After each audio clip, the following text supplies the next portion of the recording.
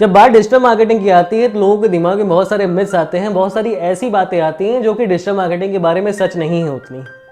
तो ये मिथ्स क्या है, इनसे कैसे ओवरकम किया जा सकता है, इनको कैसे समझा जा सकता है, इस चीज़ के बारे में हम इस वीडियो में बात करने वाले हैं।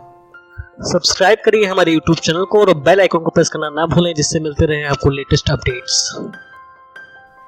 जब लोग डिजिटल मार्केटिंग के बारे में सोचते हैं कि हमारा बिजनेस है और हमें डिजिटल मार्केटिंग करनी चाहिए, लेकिन उनके दिमाग में ऐसी बहुत सारी बातें आती हैं जो कि उन्हें पीछे हटा देती हैं।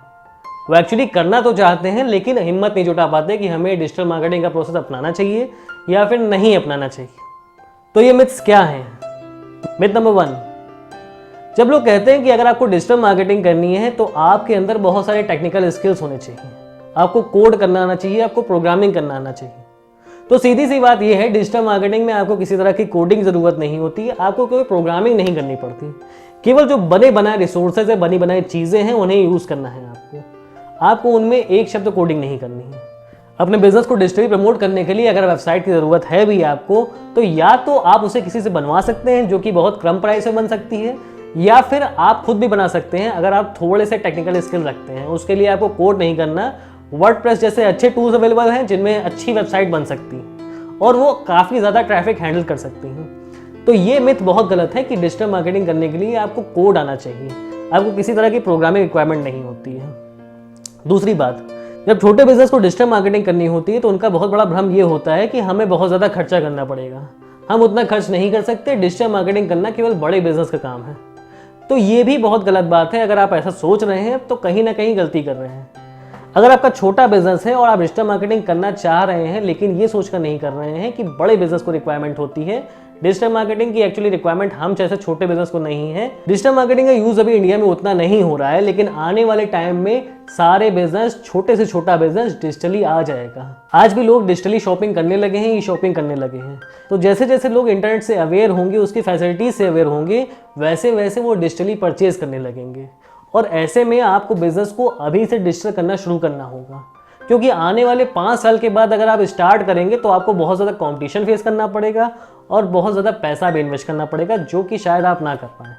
इसलिए छोटे बिजनेस के लिए भी आपको डिजिटल मार्केट आज से स्टार्ट करनी चाहिए, जिससे आने वाले टाइम में इससे अच्छा फ़ायदा मिल सके आपको और आप अपने कॉम्पिटिटर से थोड़ा सा आगे हो। तीसरी बात यह है, तीसरा मिथ ये है कि लोग डिजिटल मार्केटिंग में सोचते हैं कि हमें बहुत ज़्यादा पैसा खर्च करना पड़ेगा, हमारा बजट उतना नहीं है, इसलिए हम पैसा नहीं खर्च कर सकते, इसलिए हम डिजिटल मार्केटिंग नहीं कर सकते। तो ये भी मिथ गलत है। लोगों को लगता है ऐसा, लेकिन डिजिटल मार्केटिंग में आपको ट्रेडिशनल मार्केटिंग से कम पैसा खर्च करना पड़ता है।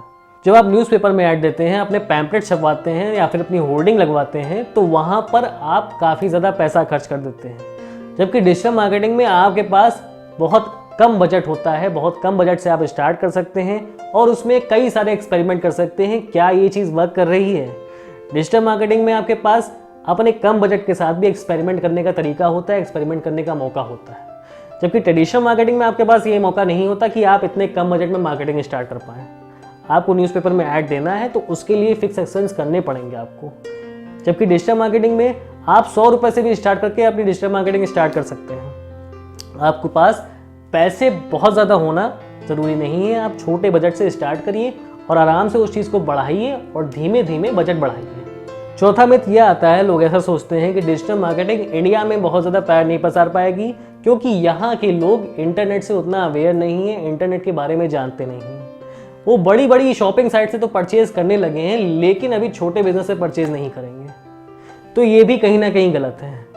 पहले के टाइम में बाहर के देशों में भी लोग इंटरनेट से परचेजिंग नहीं करते थे, डिजिटली दुकानों से परचेज नहीं करते थे, लेकिन आज के टाइम में लोग डिजिटली छोटी ई शॉपिंग साइट से भी परचेज करने लगे हैं। पहले फ्लिपकार्ट और अमेजन ही शॉपिंग में था, धीमे धीमे साइट बढ़ती गई। आज के टाइम पे बहुत सारी साइट्स हैं।